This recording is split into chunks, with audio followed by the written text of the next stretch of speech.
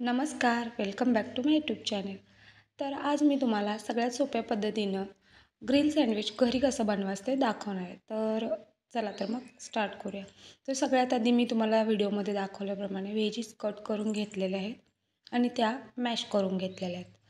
त्यानंतर मी एका कढईत तेल टाकलं आहे, त्यामध्ये जिरं, मोहरी, चिली फ्लेक्स टाकलेलं आहे आणि त्यानंतर जे मॅश करून घेतलेल्या भाज्या होत्या त्या मी त्यामध्ये घातलेल्या आहेत. त्यानंतर त्यामध्ये चवीनुसार मीठ, 1 चमचा गरम मसाला, 1 चमचा चाट मसाला घालून घेतलेला आहे.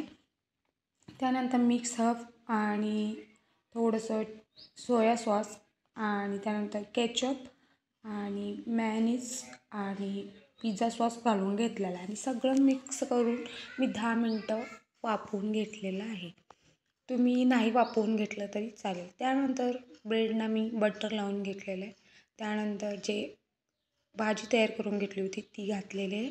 त्यानंतर थोडंसं मेयोनीज आणि चीज खिसून घातलेलं आहे मी आणि त्यानंतर मी ग्रिल करायला एक 5 ते 10 मिनटं ठेवलेलं आहे आणि बघू शकताय तुम्ही ग्रिल झालं मस्त असं खरपूस दोन्ही बाजूने मी भाजून घेतलेलं आहे आणि खाण्यासाठी आपलं ग्रिल सँडविच तयार आहे.